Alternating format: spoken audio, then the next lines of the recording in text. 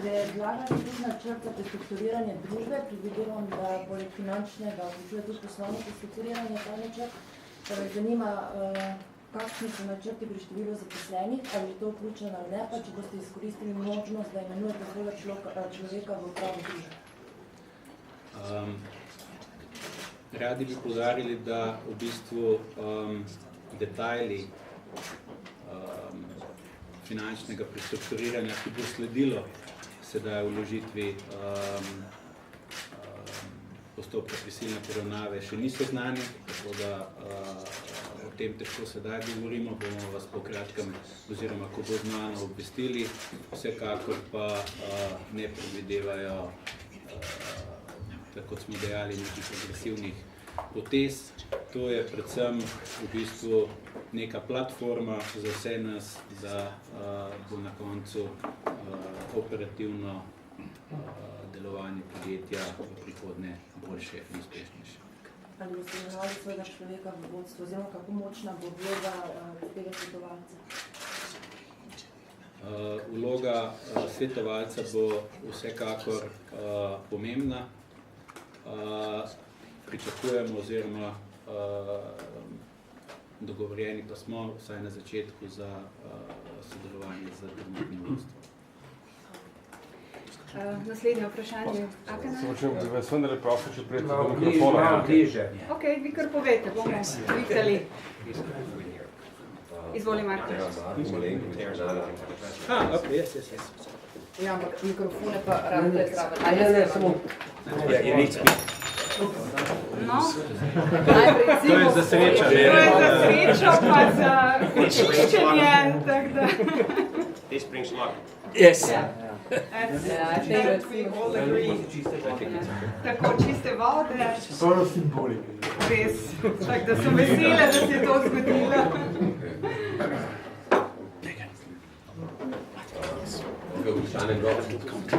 Rekli ste, da bi radi pač čim boljše, čim prej prestrukturirali družbo. Zdaj, tu se vleče že kar blazno dolgo. Kakšen je načrt, kdaj ne bi se postopek sploh začel, kdaj ne bi se končal? Pa tudi omenili ste, da ste se dogovarjali z dobaviteljem Cimosa. Vsaj BMW je že pač kar nekaj časa nazaj poslal pač sporočilo Cimosu, basically, dajte se zresniti, ali pa ne bomo več sodelovali z vami. A je pa v avtomobilski industriji sploh so pripravljeni neka resna podjetja čakati še eno leto, da se mi imate karkoli češnjava? Ja, namen je dejansko, da pride do dejanskih operativnih izboljšav. Kot je bilo rečeno, za dolgoročno vzdržnost poslovanja družbe in kot je bilo omenjeno, smo bili v kontaktu z ključnimi deležniki, obenem s kupci in tej platformi prestrukturiranja ne nasprotujejo. Lahko malo bolj konkretno, kakšen je bil odziv BMW-ja, recimo, konkretno? Kaj pravi BMW, to pač ne bomo prestrukturirali finančnega dolga, bomo celo glede na to, da zdaj pač Cimos državo že kar nekaj časa. Zdaj, ta postopek zagotavlja tako finančno kot operativno prestrukturiranje. Se pravi, v postopku prisilne poravnave bo vsekakor prišlo tudi do finančnega prestrukturiranja, obenem pa se bo dal družbi čas za prepotrebno operativne izboljšave in kar se tiče posameznih kupcev, njihovih izjav oziroma komentarjev direktno ne bi v njihovem imenu govorili, lahko pa samo rečemo, da, kot je rečeno, temu ne nasprotujejo oziroma pač pozdravljajo namen, da se nekaj... Poenostavimo, poslovanje, sodelovanje zaenkrat ni ogroženo. Ne. Naslednje vprašanje ste, no? Ja, glede likvidnostne situacije, kako ste se dogovorili, Cimos je že kar nekaj časa v likvidnostnih težavah, prišel iz prodaje premoženja, to, kar so doslej služili iz prodaje Prisilna in Vprašanja dovolj, da prebrodijo ta postopek, ali ste z bankami že kaj dogovorili tudi o reševanju likvidnosti? V zadnjih tednih, ko smo videli, da obstaja možnost, da se bo šlo po tej poti, smo vsekakor kot odgovoren posojilodajalec analizirali tudi implikacije postopka prisilne poravnave, vključujoč z likvidnostjo. Tako da plani so okvirno pripravljeni, glede detajlov pa danes težko govoriti. Naslednje vprašanje? Izvolite. Janez Ponovič, Finance. Kdaj je padla odločitev, da se gre v prisilno poravnavo, včeraj pozno so se izkazalo, da je težava pri bankah, ki niso tudi prisotne? Kdaj je padla odločitev in zakaj mislite, da to bo za sleherjnega odločitev?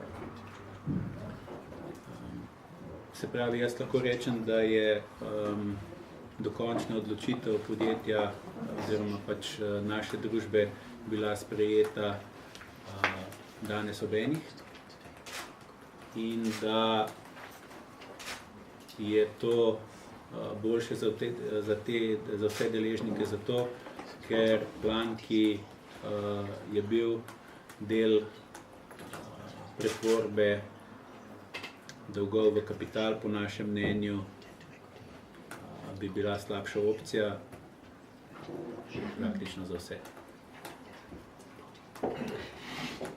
TV Slovenija. Ja, gospod Krudej, če se kar navežem na to vprašanje, da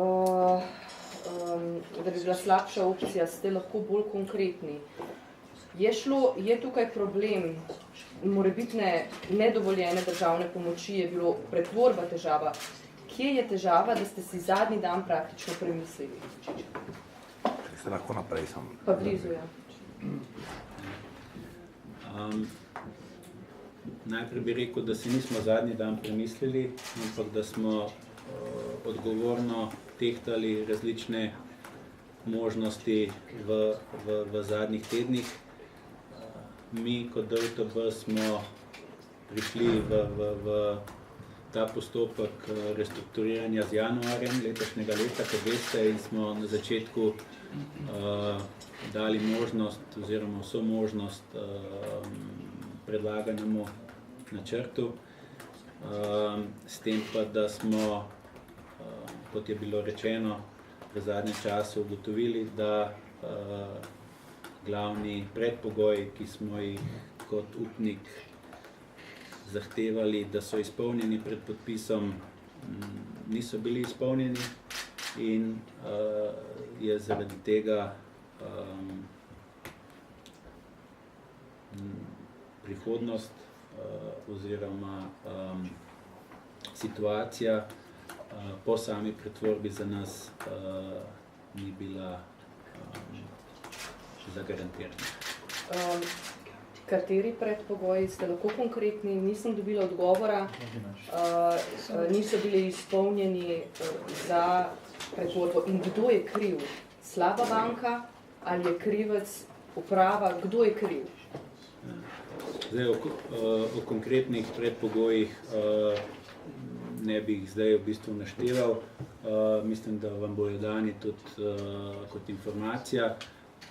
V smislu tega, kdo je kriv, pa naš namen dejansko sedaj, oziroma namen nikogar ni usmerjati prst, ne vem, da rečemo, iskati krivca, ampak naš namen je sedaj dejansko se maksimalno angažirati, da bo ta platforma, ki smo jo izbrali, uspešna. Tako da bi bil to moj odgovor. Vi veste, v Sloveniji zelo malo prisilnih poravnav uspe. Večina podjetij konča v stečaju. Kakšno zagotovilo imamo, da Cimos ne bo šel v stečaj? Kakšna verjetnost, da uspe? Jaz bi najprej rekel, da po pogovorih z vsemi deležniki nikomor ni v interesu stečaj družbe. Kot drugo bi rekel, da je to praktično prvi tak večji postopek, ki je sprožen s strani upnikov. To pomeni, da smo mi kot upniki ocenili, da je za družbo bolje, da gremo po tej poti, ker bo na koncu ne samo za družbo, ampak tudi v bistvu za nas ta pot prinesla boljši rezultat. Meni pa zanima, kako bo se zdaj vi upniki uveljavili svoj vpliv. Kolegici ste že pojasnili, da ste poslali pooblaščenca, zdaj me zanima, kdo bo ta pooblaščenec, pa ali bo to sploh dovolj, ali ne bi kazali razmišljati o pomembnosti spremembe uprave Cimosa, nadzornega sveta Cimosa. O vseh teh stvarih se bomo pogovorili. Najbolj ključno je, da sedaj ni izgubljen niti en dan in s tem namenom, kot sem rekel, v bistvu že z jutrišnjim dnem oziroma s ponedeljkom nastopi delovanje izkušeni avtomobilski svetovalec z namenom, da se čim prej pristopi k operativnim izboljšavam. Samo operativne izboljšave oziroma operativne izboljšave delovanja so ključne za to, da bo podjetje uspešno. Obenem pa, tako kot sem rekel na začetku, je v tem trenutku najbolj pomembno, da vsi damo priložnost tej platformi in da vsi skupaj, vsi deležniki sodelujemo pri tem. Vemo, da je Cimos pomemben praktično ne samo za avtomobilsko industrijo, ampak je nadvse pomemben za Slovenijo. Tako da, ko rečemo vsi skupaj, mislim tle praktično na vse deležnike tudi v Sloveniji. Kakšne reference vam ima ta svetovalec, kdo ta svetovalec? Kar se tiče svetovalca, bi tudi lahko več podatkov vam dal po, bom rekel, zaključeni tiskovni konferenci. Lahko pa omenim, da smo njihov angažma preverili z ključnimi kupci in smo dobili od njih pozitiven feedback. Kot rečeno, za nas oziroma za Cimos so kupci zelo pomembni, tako da. Še eno vprašanje je bilo za kanala. Vi pravite, da je večja verjetnost, da bo postopek, da je nujno poslovno prestrukturiranje, da boste vsi sodelovali, ampak ga ne bi imeli večjo moč, glede na to, da teh milijonov, stotin milijonov, recimo se ne bo vrnil drugače, da bi prevzeli lastniško vlogo in pa bi delili, kar bi hoteli v podjetju. Ko bi imeli dosti večji vpliv. Ker če gre za poslovno prestrukturiranje, pod vprašanje, a zaupate še upravi nadzornika podjetja? Glede na to, da niso nič naredili v dolgem času. Mi menimo, da je trenutni naš položaj kot upnika v bistvu takšen, da nam omogoča izvesti vse te aktivnosti, ki smo jih navedeli. Tako da v bistvu sama konverzija kot takšna nam to na nek način ne bi izboljšala. Vsekakor se moramo oziroma se bomo usedli in pogovorili z trenutnim nadzornim svetom, dodatno z upravo podjetja in bomo videli, vkolikor lahko najdemo skupno pot za naprej. Še eno vprašanje za gospoda Williama. A question for you, Mr. William. I heard you say that you dealt with Cimos already some 20 years ago. Can you just explain what it was? What's your opinion, your view of the company? Company that... yes, 20 years ago when I was at the DAB, Državna Agencija Banaka in Zagreb. Cimosa was an item on the table. After I left there, when it was still in the first stages at that time of yet another restructuring, I was rather surprised to see that when I arrived here, it was still in the early stages of restructuring.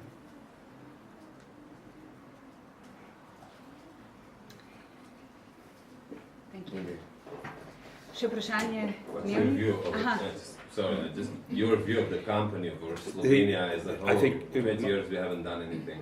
My view of the company is that it is a company well worth saving because it has strategically important products to provide. It is possible that it's been misused and abused over the last 20 years through its various restructurings, expansions and every other type of over-leveraging activity that you can possibly think of. And now we're at the point where, as I think my colleague Jan has already mentioned, we are taking charge, and for the first time the creditors are actively involved in going through or entering into the compulsory settlement solution process, whatever you want to call it. And I think this is the new ingredient, and that this time we are involving all of the stakeholders, suppliers, buyers, and this I think is the crucial difference between this time and the previous times. Imamo še dve vprašanji, dnevnik najprej. Mene se zanima, ali boste izkoristili možnost, da sami vložite načrt za prestrukturiranje družbe, sem da razjasnimo, ali boste priprave družbe zahtevali, da ga pripravi, pa če lahko vseeno mogoče vse nočete razlagati, kakšne imate načrte, ampak glede na to, da ste nek iniciativni načrt že pripravili, pa glede na število zaposlenih, če lahko vse, ne vem, približno višite, v katero smer gremo. Glede podružnic oziroma odvisnih družb Cimosa, glede, a je prevelik, Zdaj, kar se tiče prvega vprašanja, bomo upniki vložili. Kar se tiče drugega, pa je dejansko preuranjeno karkoli govoriti glede tega. Mi imamo sedaj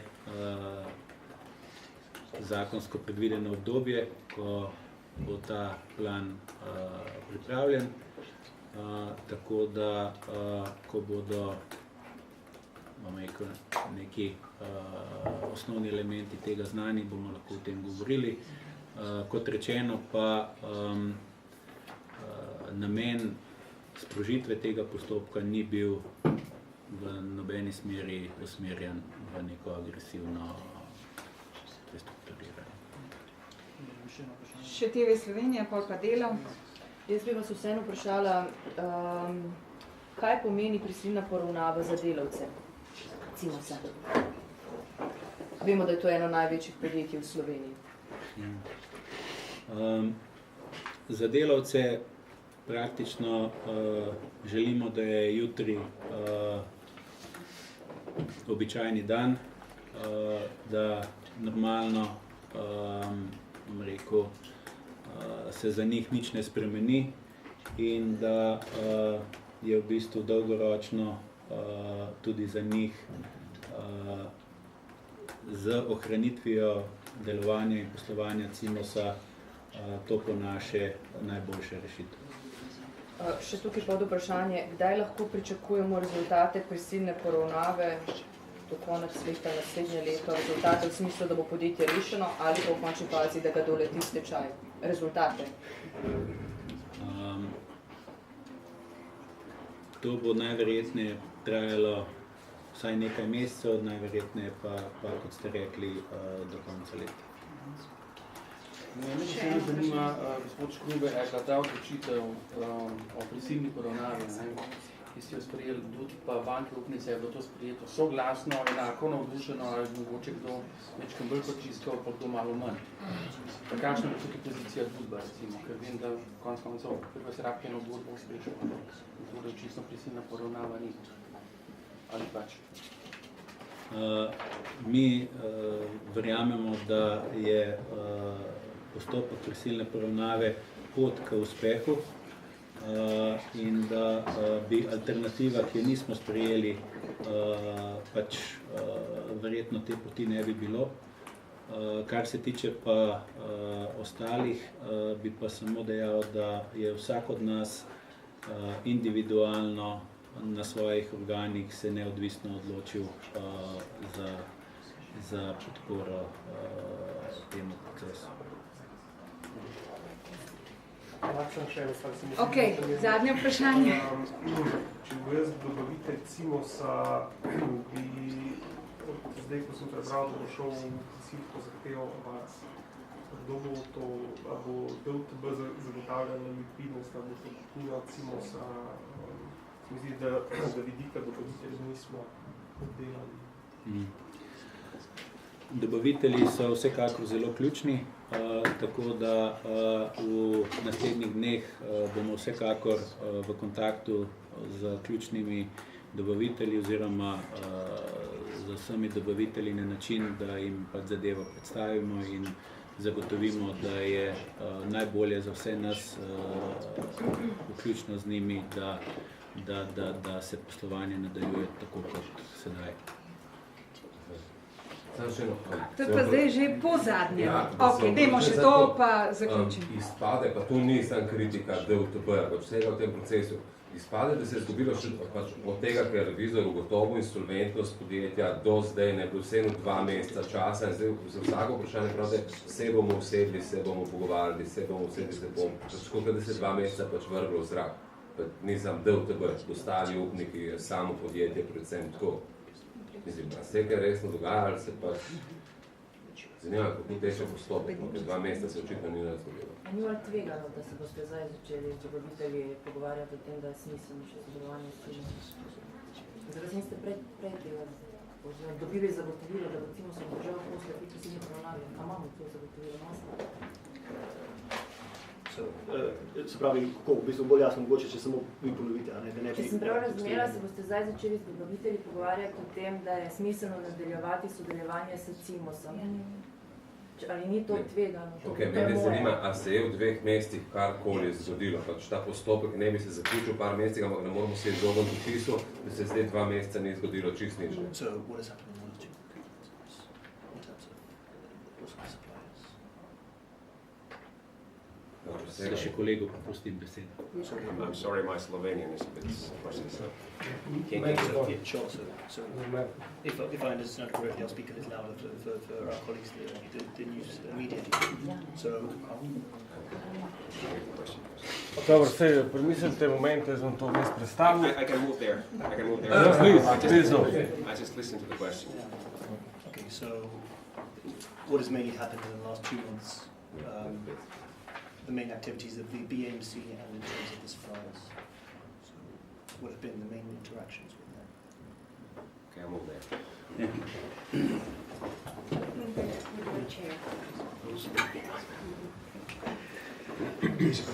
So, as you may know, so DUTB has worked on this case now since, actively since January, and there was a procedure, kind of restructuring procedure, which had been initiated before we entered the scene, so to say. And as there were elements of success, we of course decided to support it. Until the point, and I believe it's been explained here already, when we realized that this would not going to work and we could not then continue supporting it anymore. And of course, the company has then, during this time, worked business as usual, and has been dealing with this, with its business operations. Suppliers. That was the answer. So the company has, of course, been in interaction with this, with its key stakeholders. DUTB, like the banks, is a creditor, and of course we have supported the process in our role as a creditor. We haven't been a part of the management, and that is not the banking principle, basically. Are you 100% that a compulsory settlement will come through successfully? Ma'am, in banking and life, there's nothing called 100%. Yeah, but we are playing with 7,000 people, so we have to be pretty sure. We fully understand the responsibility here. When we compare these two situations, we wouldn't be here if we had seen that the proposed plan would have worked. I believe it was discussed here heavily already, so I don't go back to it, but there are no good options, there are only difficult options. Now this can work if all support it. So the only way this can work is that there is support for Cimosa. And like was mentioned here before, we believe that it is worth saying. The management board will go through with this compulsory settlement. Who will physically lead? Yes, who will lead this compulsory settlement? Well, this is initiated by the creditors, and like in all compulsory settlements, there is going to be a creditors board who will deal with this. And of course, the best result is when the management and the creditors work together, and this is the idea. Mm-hmm. And we have no reason to believe that it would be in another way in this case. And the management board agrees to go through with this? Again, we have a reason to believe that this is the case. Mm-hmm. And what was in this Cimosa deal the role of the Slovenian government? Have you got any support from the government, any instructions? Well, the banks and DUTB are on their own basically in this decision making. The banks evaluate these things, each of them from their own perspective, like DUTB. Of course, there are then certain interactions between the banks, so that the decision is the bank's decision. We have, of course, communicated this out to the representatives of the state, because they, of course, are also a creditor in this case. And we have a reason to believe that it's not objected or opposed or negatively seen by them. There was no interventions from the government side? No objections? No objections or any interventions? I recommendations? Would there be a Slovenian language word? Because we have a reason to believe that things are all right. Okay. I would say nobenih nasprotovanj. Dobro, mislim, da smo zdaj nekako pokrili vse skupaj. Če boste imeli še nekakšno vprašanja, pa veste, kje me najdete. Hvala še enkrat za vašo pozornost in se vidimo spet najbrž kmalu naslednjič.